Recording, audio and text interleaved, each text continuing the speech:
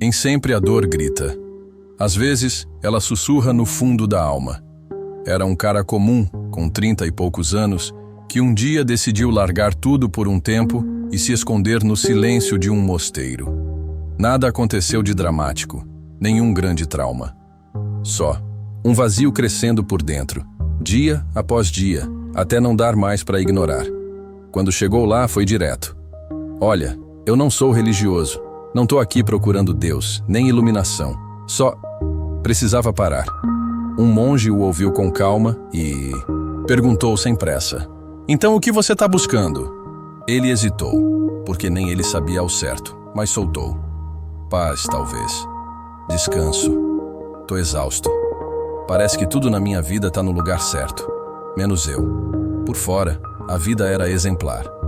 Um bom emprego remoto, salário alto, flexibilidade, status.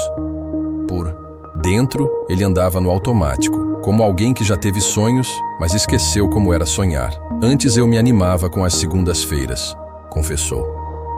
Hoje, mesmo dormindo 8 horas, acordo cansado. É como se a vida tivesse ficado mais pesada e eu mais leve. Como se uma parte minha tivesse ido embora e eu nem percebi quando. Essa sensação de estar fora do próprio eixo não aparece nos exames de sangue. Não se trata com comprimidos. É um cansaço que mora no fundo do peito, que não vem do corpo, vem da alma. E quando a alma começa a doer, tudo à volta perde cor. O que antes era conquista, vira fardo. O que antes fazia sentido, agora é só barulho. Foi assim que ele chegou ali, não em busca de respostas divinas, mas tentando lembrar quem era antes de se perder em metas, prazos e obrigações. Ele não queria um milagre, só queria voltar a sentir algo que parecesse real. E ali, no silêncio do mosteiro, ele começaria a descobrir que às vezes, a única coisa que a gente precisa é reaprender a escutar a si mesmo. Os dias no mosteiro eram simples, poucas palavras, muitos silêncios.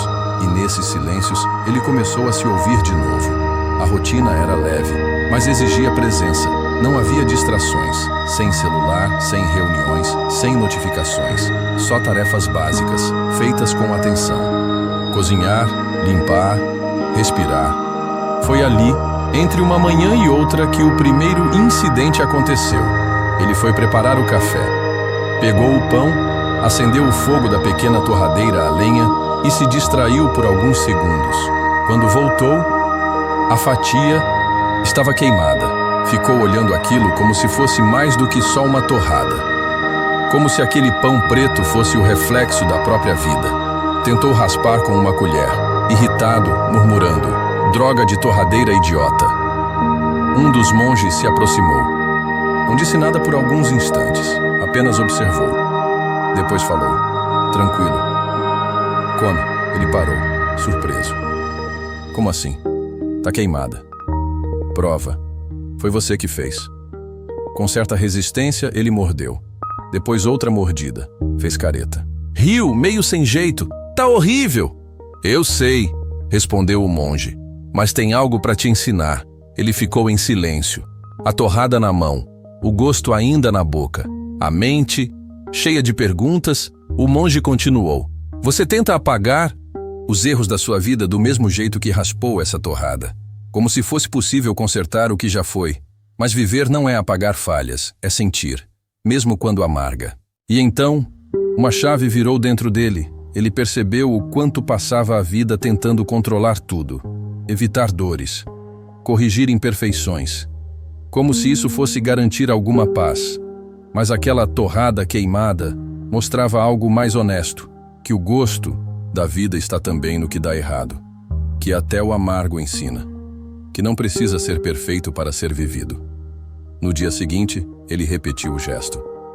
Queimou o pão de novo, dessa vez de propósito, e comeu devagar, sem colher, sem raspar, só sentiu. E sorriu.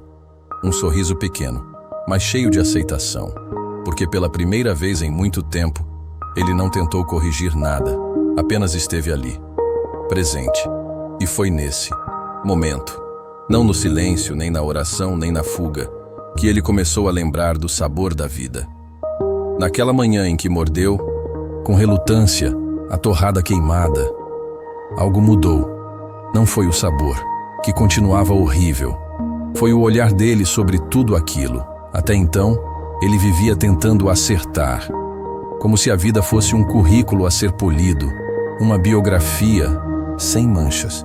E cada erro, cada arrependimento, cada desvio do plano original virava um ponto a ser raspado, escondido, esquecido.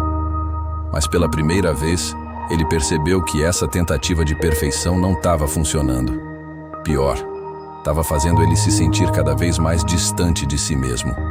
O monge não falou muito, mas aquelas poucas palavras ficaram girando dentro dele.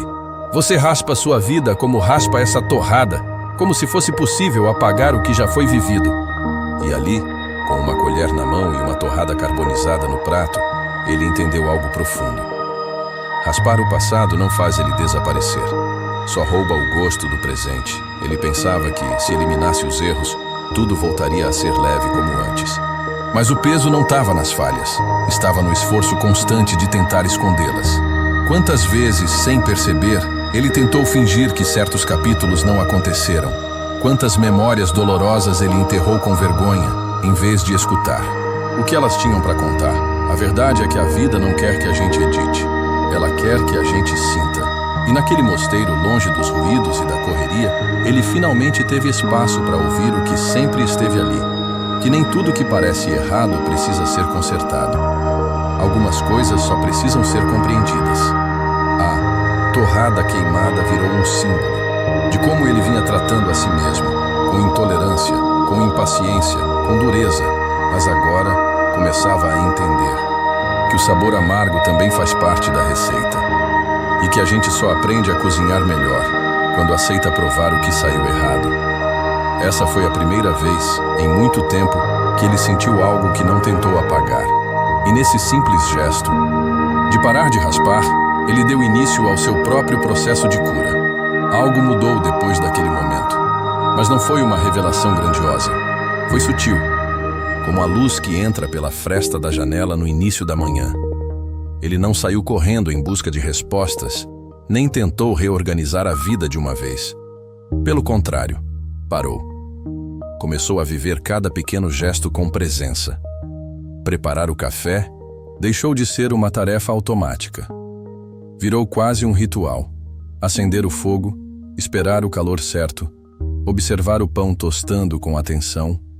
Tudo isso passou a ter um significado que antes ele ignorava. O silêncio do mosteiro deixou de ser incômodo. Virou abrigo. E ali, longe de todo o barulho, ele começou a se escutar. Não era fácil. Algumas memórias voltavam como ondas fortes. Lembranças de momentos em que falhou, palavras que machucaram, decisões que ainda doíam. Mas pela primeira vez, ele não fugiu. Não tentou racionalizar ou empurrar de volta para dentro. Apenas sentou com aquilo tudo. Com o que doía. Com o que era confuso. Com o que ainda não tinha resposta. Foi nesse gesto, aparentemente simples, que ele encontrou algo que não esperava. Liberdade. Porque sentir, mesmo quando dói, é muito mais libertador do que se esconder atrás de máscaras de controle. Ele entendeu que não precisava mais fingir que estava tudo bem, nem justificar seus tropeços, muito menos seguir um roteiro perfeito que nunca foi escrito por ele. A liberdade, ele percebeu, não está em ter todas as certezas. Está em poder ser verdadeiro com o que se sente, sem pressa de consertar, sem medo de não agradar. A torrada queimada daquele dia virou mais do que um incidente. Virou um símbolo de tudo o que ele vinha evitando sentir. E quando decidiu parar de lutar contra isso, começou a viver de verdade.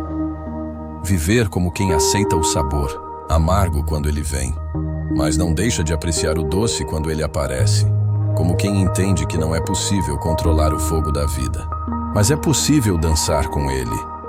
Foi ali, entre o calor da lenha e o silêncio dos próprios pensamentos, que ele reencontrou uma parte esquecida de si mesmo, a parte que sabe sentir, a parte que não tem medo de errar, A parte que só queria estar presente.